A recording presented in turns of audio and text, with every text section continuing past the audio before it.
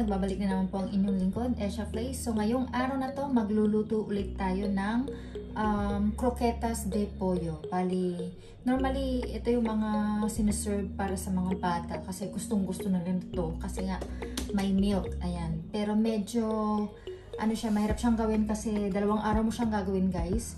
Yung una gagawin mo muna yung masa and then yung second yung ihuhulma mo na yung parang croquetas.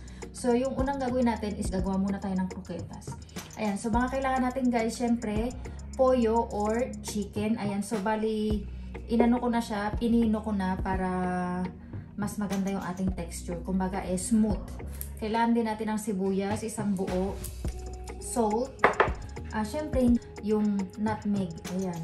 Tapos, syempre, milk, ayan. So, yung kinuha ko is yung, whole milk. Tapos, konting butter and flour. So, yung ginamit kong flour ay buckwheat flour. Pwede naman kayong gumamit, guys, ng normal na flour. Ayan. So, papakita ko na lang po sa clips kung paano ko po siya gagawin.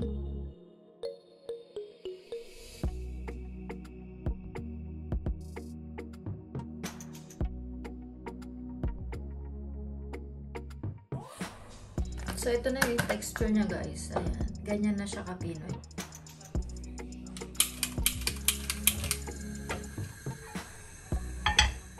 So, ayan guys, iluluto ko muna yung ating sibuyas ng walang olive oil kasi nga, nung pinino natin yung ating sibuyas is medyo maliquid yan. So, ayoko namang malasahan masyado yung ating sibuyas sa gagawin natin na croquetas.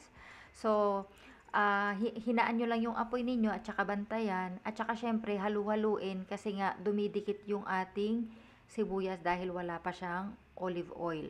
So, kailangan bantayan din natin siya at halu-haluin lagi kasi nga para maiwasan natin na masunog yung ating sibuyas at ayaw naman natin na maglasang sunog yung ating gagawin na croquetas. Kaya kung napansin niyo, panay ako halo para hindi siya dumikit at hindi siya masunog. So hanggang ano lang siya, mag-translucent.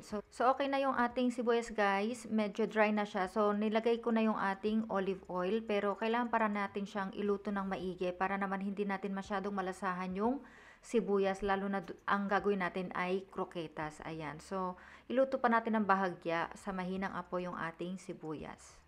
Ngayon, isunod na natin yung ating butter.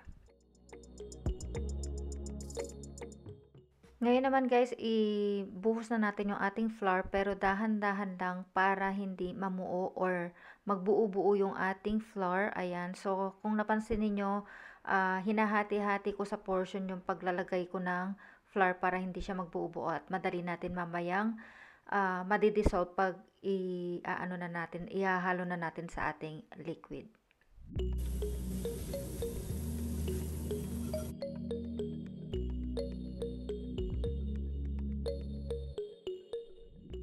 So guys, isunod naman na natin ibuhos yung ating milk. Ayan. So katulad din ng flour, portion by portion din natin siyang ibubuhos kasi para ma-dissolve ng maayos yung ating flour. At saka dito na yung part na hindi ka na tumitigil ng paghahalo kasi para hindi dumikit at hindi masunog at hindi mamuo ng, kumbaga parang ma-dissolve mo ng maayos yung flour kasi kung hindi, mamumuo yung ating flour at hindi siya magiging maganda yung result ng ating gagawin na croquetas. So, ito na yung part na nakakapagod kasi hindi ka titigil sa paghalo. Ayan.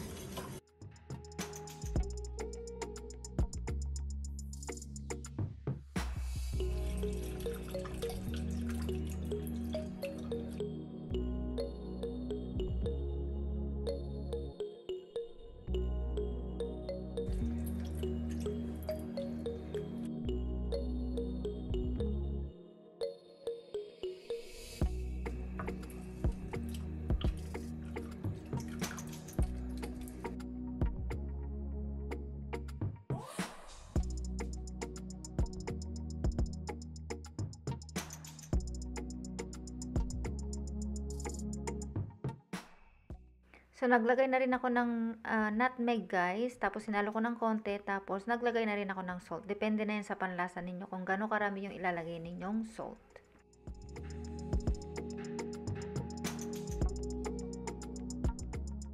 Ngayon naman, guys, isunod nating ibaba yung ating chicken.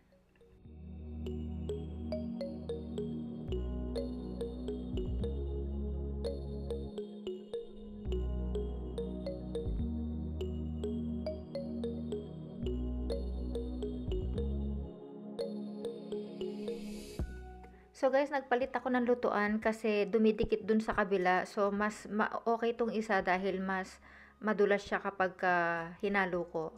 Kung napansin nyo, hindi siya dumidikit sa ating pan.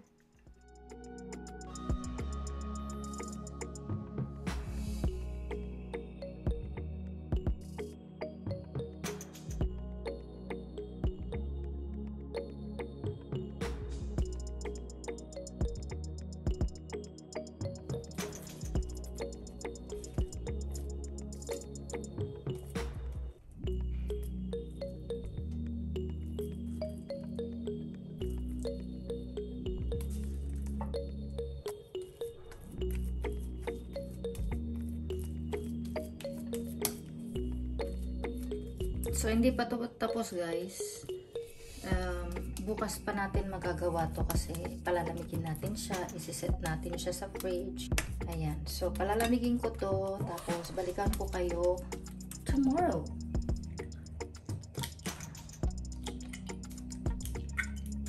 So guys, ito na yung ating pangalawang part ng paggawa ng croquetas. So kailangan natin ng egg. So gumamit lang ako ng 4. Pwede naman ninyong bawasan kung ano. Kasi medyo marami yung ating gagawing croquetas. Tapos ito breadcrumbs. So ito yung ating magiging coating para sa gagawin natin na croquetas. So ito na yung ating croquetas. Ayan. Kaya hindi ko siya madalas gawin kasi medyo maabala siya. Inaabot siya ng 2 araw kasi iluluto mo muna yung masa tapos kinabukasan gagawin mo yung croquetas. Pero maganda lang siya pang stock, ganyan. Ihulma-hulma kasi natin to guys, kaya medyo ayan.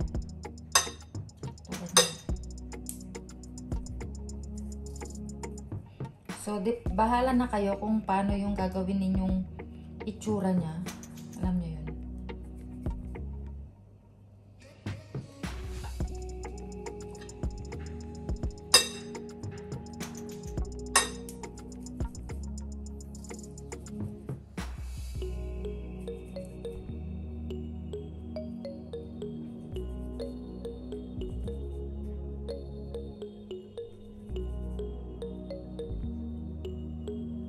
So, kung kontento na kayo sa anong tawag dito?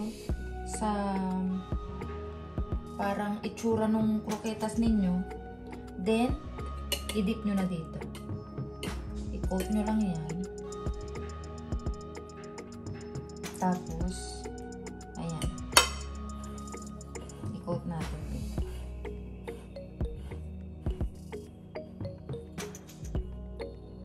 So, ito na yung ating croquetas. Tcharam!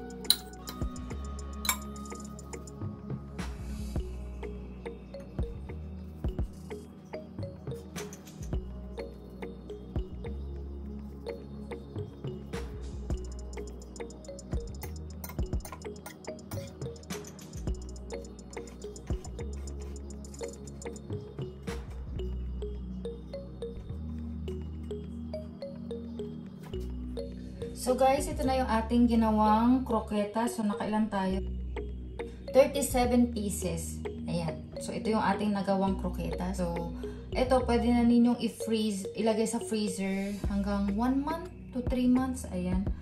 Tapos kunin nyo lang, tapos i-fry nyo na diretso sa mainit na oil. Ayan, deep fry siya guys. Ayan. So mamaya tatry, iti-test natin kung masarap nga siya. Ayan. So, ito na po yung ating nilutong croquetas.